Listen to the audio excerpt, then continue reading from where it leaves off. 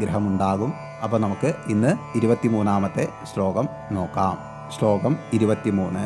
ബ്രൂഹി യോഗേശ്വരേ Krishna ബ്രഹ്മണ്യേ ധർമ്മവർമ്മണി സ്വാം കാഷ്ഠാമധുനോപേതേ